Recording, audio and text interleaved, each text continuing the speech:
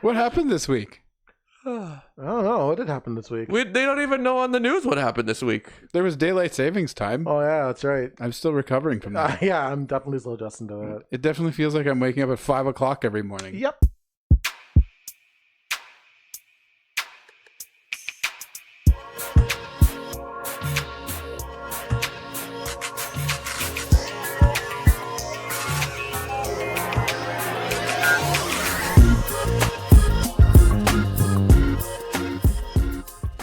I would be good with that just going away.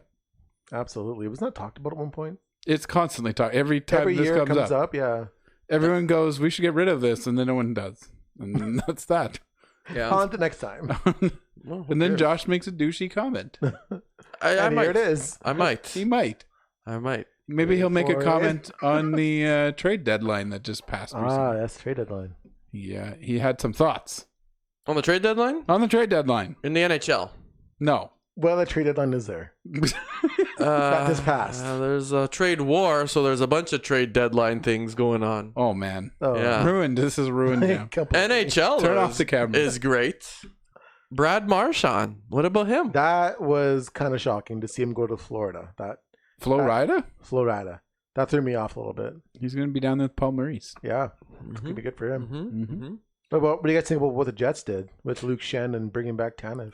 I would. I mean, Luke Shen is a decent pickup, but I mean, that's not like blockbuster exciting. No, it's not like he's a Bufflin or something. I don't know if they needed a blockbuster deal. I know I've seen a lot of criticism that they didn't do enough. That, you know, they're doing pretty well other than the last, like, whatever 4 games that they didn't do so great. But did they really need to make a huge deal? Is he going to bring the depth to the lines like we had discussed?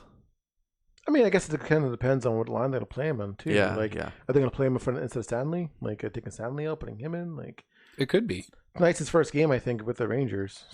Versus the Rangers, sorry. They Ford do Rangers? So, the Ford Rangers. oh my gosh. They do always like to harp on veteran experience in the playoffs. So maybe they feel like This is true. Luke Shen will provide some of that. Yeah. He spent a lot of time with the Leafs, so he can certainly talk about how to lose in the playoffs.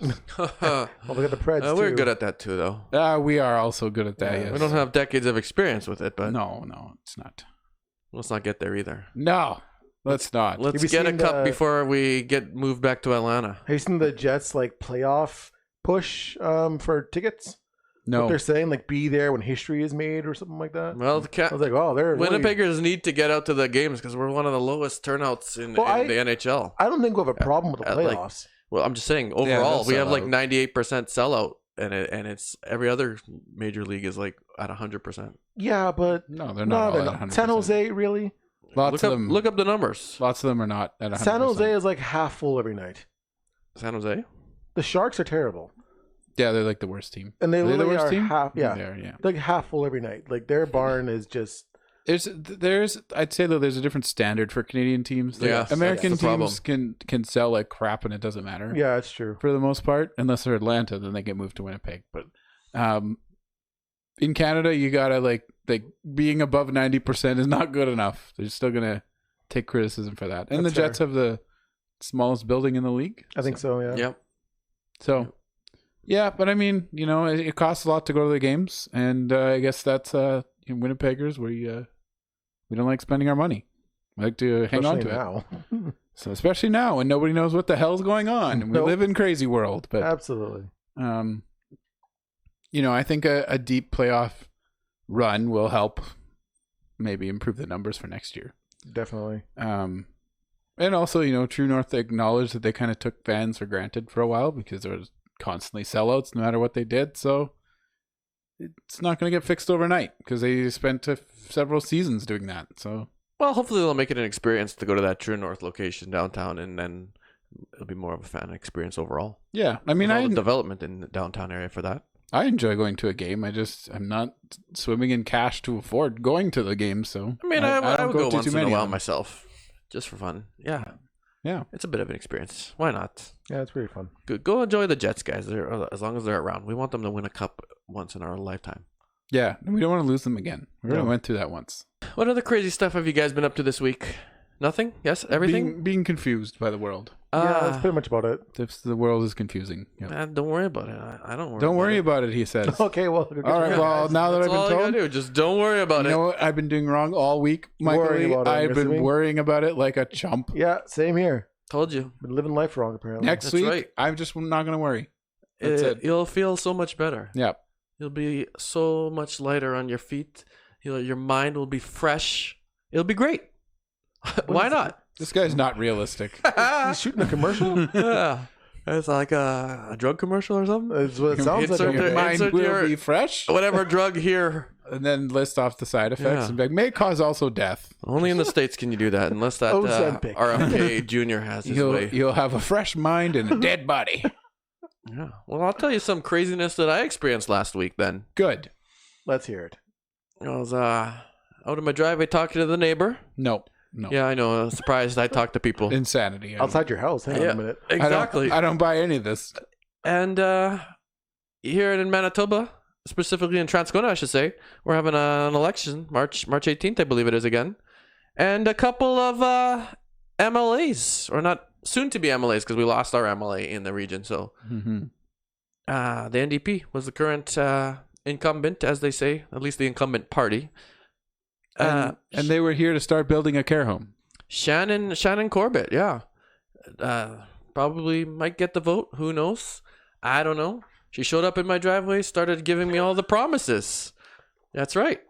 And I was questioning her. I was thoroughly interested in knowing her opinion on one specific topic, being that in this area of Winnipeg, there is a care home that was promised a decade ago, and conveniently, a couple of weeks before the election was announced, they showed up at that care home and made the promise again. We're going to build this care home. Shovels will be in the ground, blah, blah, blah. That's just a promise, because I know nothing is happening on that front at this moment. So what did she say? I'll tell you what she said. He'll tell us what she said. Well, she's not here to tell us, okay? He's like got some kind of poem going on here. She- What did she say? I'll tell you what she said. I'll tell you what she really, really said. Now break it down for us, Josh. She basically towed the party line. Well, we're going to get it built, and it's going to be shovels in the ground, and we're going to have it started before the end of 2025. Great. Having known the details for over a decade now of how this has progressed or not progressed, I asked her, well, what's the plan? Who has the plan for this project? And she was kind of starting to BS out of her mouth about how, well, there's a plan in place. The province has a plan, and they're going to get it done. And by 2025, the end of 2025 or whatever she was trying to tell me. I said, but who has the plan? Does the care home have the plan? Does the province have the plan? Does the province hire an engineer or an architect or whatever just to Does the know, man have the plan? How does the project get started, right? Who is the man with the plan? Yeah. Not the province. They're the man with the promise. And that's all There's I a was man asking with a from promise. this Shannon Corbett, the NDP MLA. I just said, why don't you just tell me that it's a political promise at this point? That's all I wanted. I know it's a lot.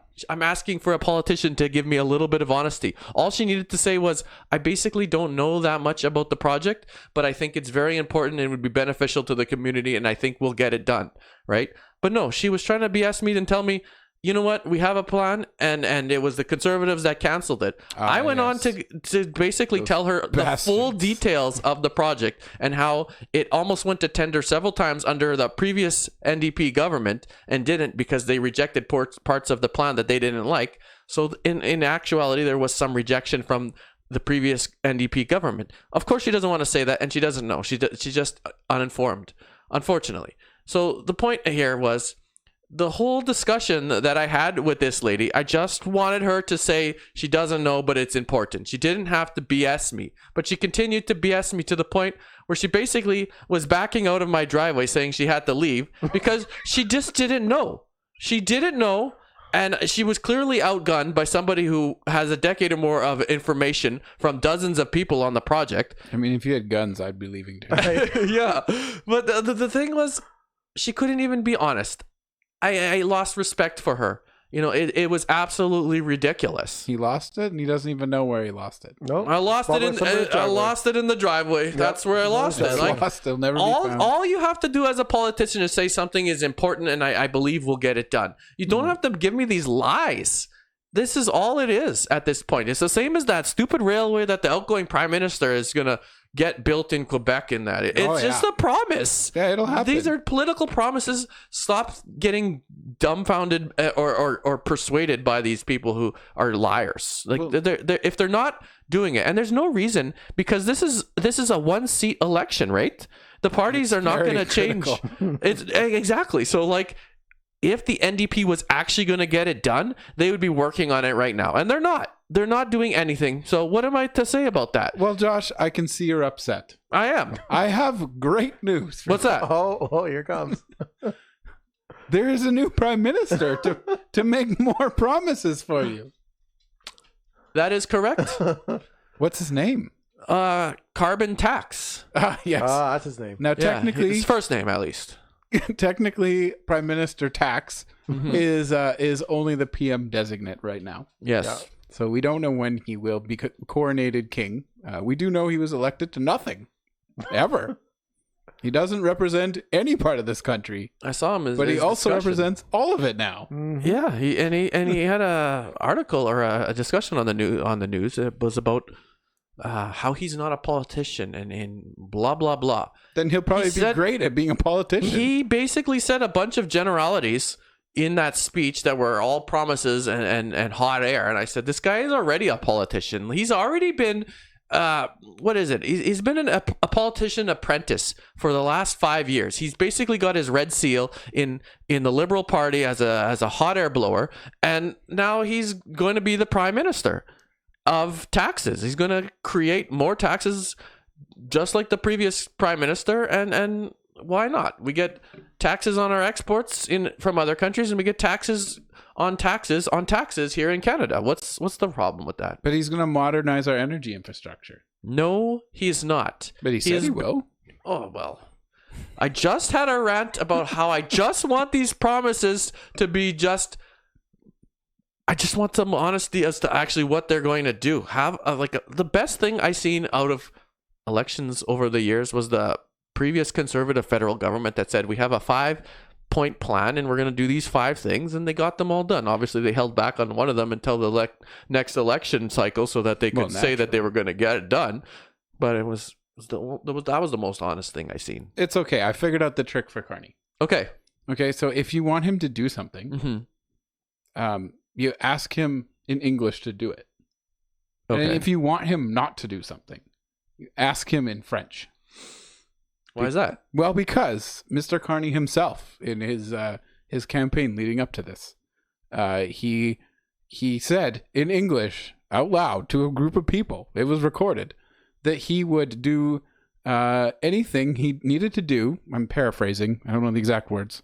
He would do what he needs to do to modernize Canada's energy infrastructure and build out, implying building pipelines and natural resources and all that other stuff.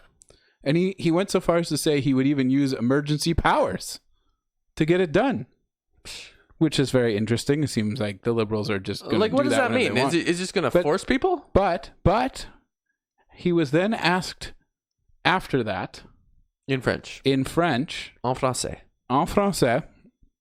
if that meant that he would force a pipeline on Quebec. His answer? Je ne sais pas. Jamais.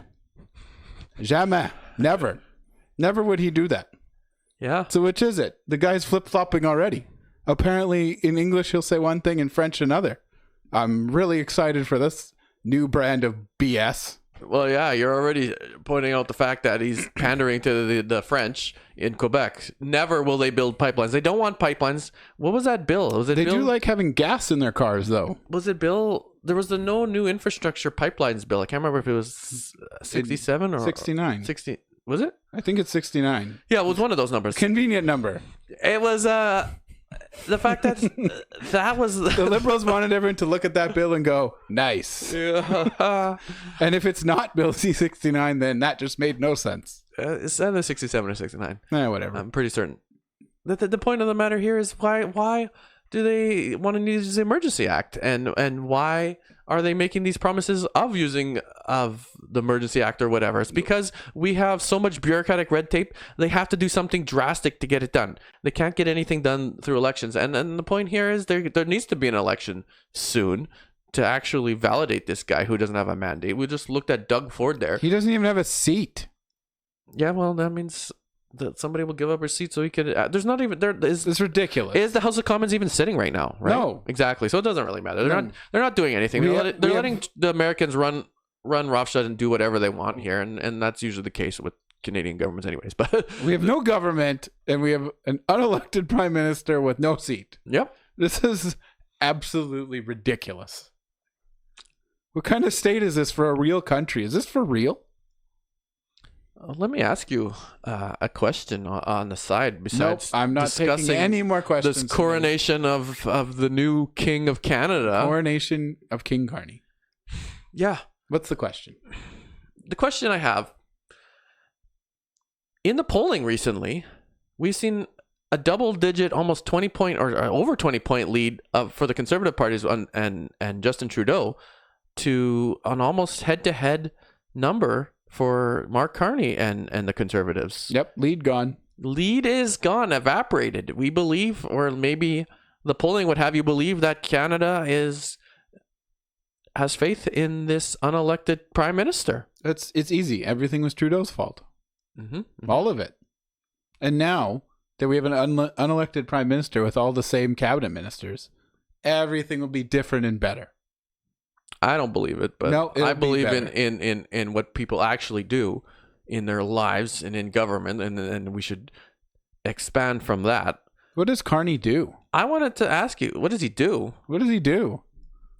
I mean, I know one thing he did. Yeah, what? He moved the head office of his company out of Toronto and into New York because he supports Canada a lot. Not true. He definitely wanted a carbon tax and a heavy carbon tax on us here in Canada. Yes. He thinks that the carbon tax is not high enough at the moment.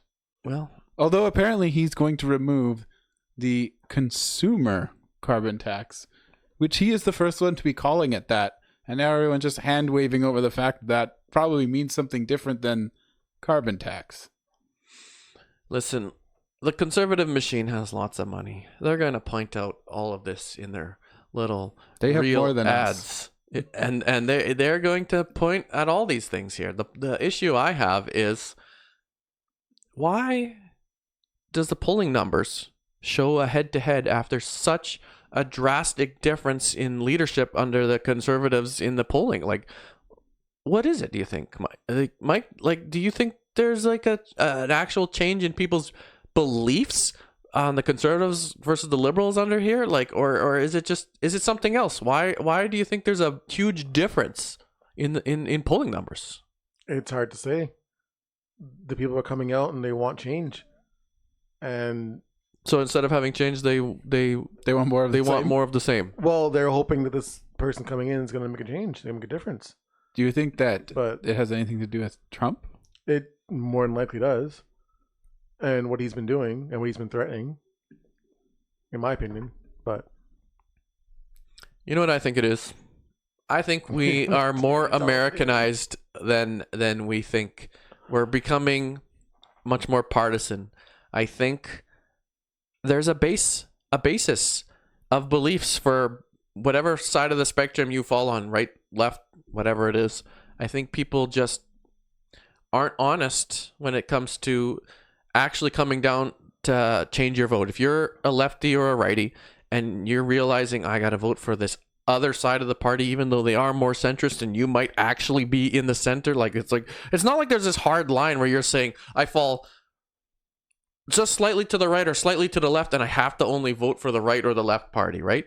There's what John Chrétien said, the radical center. You know what he meant by that? You asked last podcast or whenever it was. It was several ago, but I did ask. Yeah, it's a statement that he's been using for a long time. It's basically, it revolves around centrist change. You got to be somewhere in the center, moving left or right here in Canada, and normally it leans a little left, but the point here is you've got to stay somewhere within the center, and that's the radical center that makes change. And that's what we seemingly have been getting from the conservatives more recently. And maybe this new Liberal Party will move there if they see fit. I don't see it with the way that they're going to just extremely tax us continually. Not with the current, like, Leadership? all the same MPs and cabinet that they had before. They will just do the same thing. I think it just goes to the Same damn basis people. that, let's just say you're a lefty. You vote for the NDP or there's extreme left liberals here. What gets you to change your vote, right? You're going to all of a sudden vote for these people on the right that you like somehow hated because of ideology for some reason. Like, I think when it comes to the realization that people have to change their vote, a lot of people are for that team and they fly that team's flag regardless of if those people are harming you or whatever it is. I don't think people can get off the bandwagon of their party for the most part. I think centrists is becoming a thing of the past, and it's, or at least not a thing of past, but a very few and far between actual centrists that will be swayed to vote left or right. They're the small portion of the population that might make the actual decisions when it comes to elections. And what do I say to that, Josh? You say those people are stupid. What else do I say? I say, I'll tell you what I say. Yeah, I'll tell you. Like Josh would say. Vote policy, not party. Yeah. Listen to what they're going to do. Decide what makes sense. And vote for that. And don't worry about what person A tells you person B is going to do. Listen to what person A says and decide if you believe them. Then listen to what person B says and decide if you believe them. Then you decide which one said more things you agree with and vote for that one. It's very simple. The thing is, that is a simple belief system to have, and it would be accurate if you were actually voting on the things that matter to you specifically in terms of policy that will change your life. But people don't put value in policy. They put value in social justice or faith, or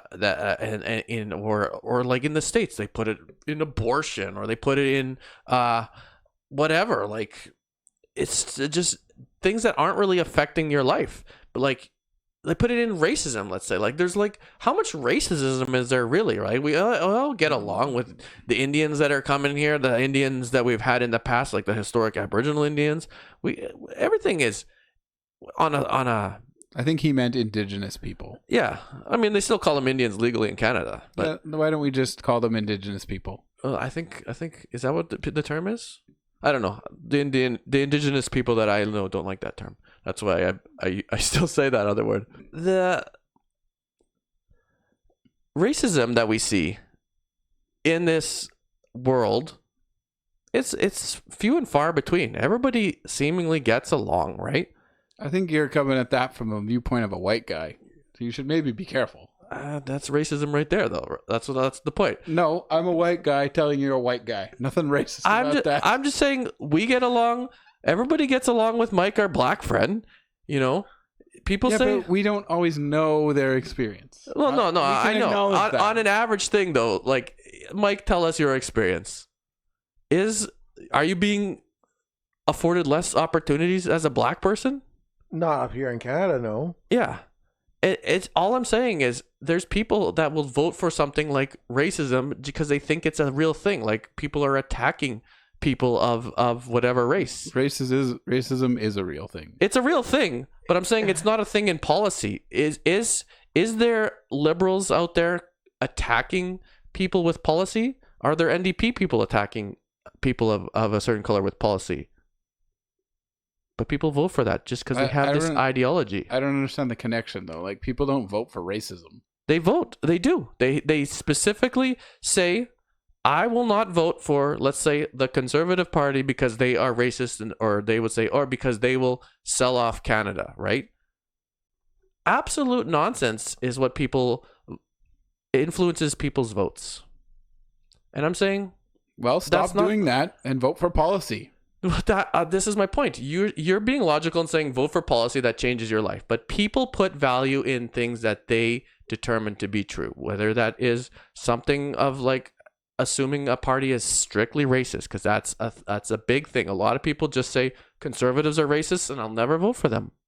And that's just a flaw in people's understanding of what's actually occurring, right? But Like, where is the? If you don't want, sorry to interrupt you. No, please But interrupt where him. is the evidence or the proof that the conservatives are racist? well, there What isn't have they any. done? in historical past, there has been times that certain parties have done things, maybe that were racist. Are you talking? Are you trying to like? Like, If I had to use the years most ago. recent, oh, you're talking about years ago. Okay, yeah. so I was thinking like the most recent thing I think of is the whole landfill search and how some of the previous government didn't want to search the landfill. Yeah. I think it was the conservatives actually. They were the governing party at the time. It Yeah. was the provincial, not the federal, provincial. Yeah. Okay. Yeah. But So they- yes, they didn't, and they had billboards about it, and now they've realized that was an unpopular decision. Yeah. So I believe they recently apologized for it. So you can take that or leave it. I don't know if they did. Did they actually apologize about that? Their interim leader stood up and said some words during the government session that they had. I think he said they had lost their way, is what he said. I don't know the exact words. I don't know how great of an apology it was. But they did at least acknowledge that probably wasn't a winning strategy that they had. Fair enough. Yeah. And it's not just like, But Josh, I go back to what I said. I think when I broke it down, I said people should listen to what person A and person B say, not just predetermine what they think they're going to say. yeah. And that's kind of what you're saying. What do you mean? People need to listen to what's actually being said instead of just deciding that because you're blue conservative, you're racist. Yeah. Because you're red liberal, you're something else, right? Like, listen, like if the conservative person is here, the liberal person is here, listen to what they both say. And And I'm just saying decide that, what you agree with. that people have different opinions and values. Yes. And some people do not value policy. Whereas we are more logical. We're saying if that's something they're going to do and it's going to affect me, I will listen and vote for what I like. But other people are voting for random ideologies is basically what it comes to, because that's what all these things are. They're ideologies, and they vote for those hardcore ideologies despite the fact that policies are actually harming them in their everyday lives. Well, that's the thing. I mean, even if you're voting for an ideology, how is if that you vote for this person and they form government with their party and you voted for them because you have a certain ideology, how are they going to go about affecting that ideology? They're going to do it with policy. This is what the governments do things through policy. This is what they do. So people need Or to, they do nothing. or they do nothing. Well, the US craps all over us. That's also a possibility. Yeah. They coronate a new king. But no, this is what I'm saying. I think maybe you're saying what you think people are doing. Yeah. I'm saying what people should consider doing instead. Okay. That's what I think. I think we would see more improvements in what our governments do if people change the way they did things. And I know I'm being a dreamer, but somebody's got to say it. Besides our coronation of the Prime Minister of Canada. Well, what about Canadian and the internal trade barriers? What about them? They Well, suck. Yeah. It took a big bad president over there in the U.S. to point out that actually Canada, you kind of do have something crappy going on, and you can fix it. You know, he didn't say that, It's but been pointed out before. It was pointed out before, and then what happened? they did absolutely nothing about it until yes. the Orange Man forced them They to did do nothing. something about it because they had to Orange react to Man. him. The Orange Man has maybe forcing them to do something. No, They he's haven't- not forcing them. It's his policies that's making them take a look at policies. There we are, policies again. Yep. See, policy causes change, whether it's good or bad. Well, yeah, and so we're gonna have better trade because the provinces got together and they have somewhat of an agreement. Isn't that right, Adam? I think they sort of do, but I mean, we haven't seen any of it actually happen yet. I think some stuff is supposed to come into effect in, is it June? Mm-hmm. Yeah, So- each province has to look at their own constitution and they have to determine some of the legislation on that. But the thing here is, it's a good thing, nonetheless. It is. I have gone to Alberta and I have gone into Ontario, and you could buy certain items that you could not get here, and it was like, what's the deal? I'm just across a non-international border. Is trade that significantly different? And it is. It's strangely, absolutely crazy. And when we're dealing with issues like we're dealing with now with the US, like, you know, Orange Man is not standing there going, I am going to put tariffs on Saskatchewan and Newfoundland. Like, he doesn't even probably know those names, and he doesn't give a crap. He knows Canada, this big thing up there that he wants all the minerals out of. Canada, that's the thing that he knows. So he's like, I put tariffs on Canada. And then we sit here as Canada and go in 13 different directions. No wonder we're struggling to deal with the situation. We need to work more as one. We need to be cohesive. So we need less barriers between our provinces. You know, we don't have to all be the same. Different provinces can still have their special, unique things, but we have to work better together. And, you know, a lot of these trade barriers are just stupid. Just us kicking ourselves in the feet. It doesn't make any sense. Yeah, I agree. I think it'll be better with a little bit more free trade. I like the opportunity for people, countries and provinces to have whatever kind of trade agreements they want in place. Like if they want to have whatever goods they want to sell, I think that would be great. You know what? The problem I see here is this goes back to the full discussion on tariffs that we've recently had here. And I know once or twice. It's a continually hourly thing with these politicians that doesn't need to be. But the thing I'm asking here is, with trade in the provinces, would you look forward to actual trade of resources across the province's borders being more beneficial to the overall income of the country? Like, it's estimated that, I think, how many billions? I can't remember how many I read, but it's like 200 plus billion. Yeah, I was gonna say it's hundreds of billions. So like, that's pretty good. It would improve the economic reality of a lot of the provinces. Like, why were these barriers in place for so long? And we're finding out that we can have way better economic development. Like, I don't get it. Why did Canada hinder themselves for so long? So Canada didn't hinder itself. The provinces individually hindered themselves to try to protect certain industries within their province. That's what I meant by Canada. So not the federal government. But it's an important distinction, because it's a perfect example again of Canada not working as one. And if we don't work as one, issues like we're dealing with now are so much harder to deal with.